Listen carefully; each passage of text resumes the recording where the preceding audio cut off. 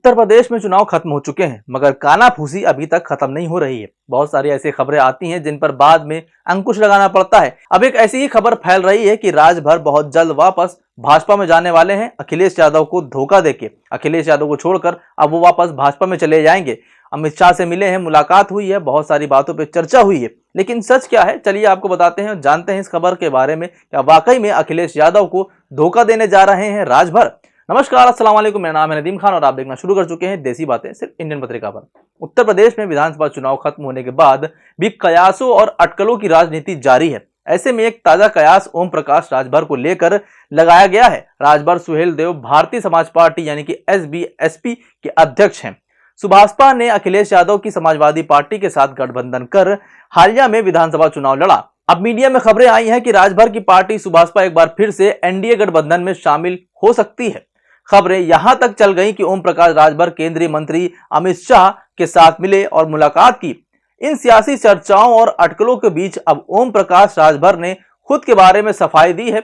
आपको बताते हैं कि क्या कहा है उन्होंने। आज तक की रिपोर्ट के मुताबिक उन्होंने इन खबरों को निराधार बताते हुए कहा है कि समाजवादी की पार्टी के साथ ही हूं और आगे भी रहूंगा। राजभर ने कहा है कि ऐसा कुछ नहीं है कि हम समाजवादी पार्टी के साथ नहीं हैं, हम स्थानीय निकाय के चुनाव की तैयारी में जुट गए हैं। हम लोग विधानसभा वार समीक्षा कर रहे हैं, तो हम लोग 2024 यानी कि लोकसभा की तैयारी में जुटे हैं, जिसके लिए राष्ट्रीय स्तर पर एक मोर्चा बनाने की तैयारी भी है। राजभर ने बीजेपी नेताओं से मुलाकात की खबरों को खंडन किया है, रोक लगाई है। उन्होंने कहा है कि मेरी बीजेपी के किसी भी बड़े नेता से 2019 से पहले मुलाकात हुई थी और आखिरी बार दिल्ली में तभी मैं मिला भी था जब मैंने इस्तीफा दिया था।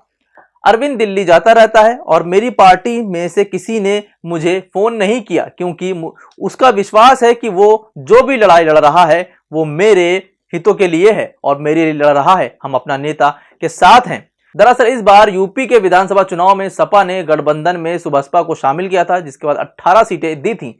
इनमें से राजभर को सिर्फ 6 पर ही जीत हासिल हुई थी। ओम प्रकाश राजभर ने जहूराबाद सीट से बीजेपी के उम्मीदवार को हराकर एक बड़े अंतर से जीत दर्ज की थी। हालांकि इनके बेटे अरविंद राजभर को वाराणसी के शिवपुरी सीट से हार का सामना करना पड़ा था। उन्होंने ये भी कहा था कि देश में एक बड़ा गठजोड़ बनाने की तैयारी चल रही है। राजभर ने आगे कहा कि नेता कोई भी होगा, लेकिन हम सब मिलकर एक साथ फैसला लेंगे कि इस बार किसको चुनाव लड़ाना है। सब एक साथ बैठकर मोर्चे का नेता तय करेंगे और नेतृत्व में 2024 का चुनाव लड़ा जाएगा। फिलहाल अब इस बात पर तो अंकुश लग गया है कि जो कयास लगाए जा रहे थे कि राजभर वापस से NDA में शामिल होंगे, अब इस पर पूर्ण विराम लग गया है। जो कयास थे वो खत्म हो गए हैं। राजभर ने फिलहाल पूरी तरीके से बता दिया है कि वो अभी सपा के साथ ही रहने वाले हैं और 2024 का चुनाव भी इसी गठबंधन के साथ एक नया पूरा एक मोर्चा बनाकर लड़ा जाएगा। फिलहाल आपको क्या लगता है कि राजभर वाकई में टिक पाएंगे या 2024 के चुनाव से पहले NDA में शामिल हो जाएंगे? आपकी जो भी राय हो हमें कमेंट करके जरूर बताइए। बाकी देखते रहिए इंडियन पत्रिका। अभी के लिए बस इतना ही। नमस्कार, खुदा हाफिज, जय हिंद।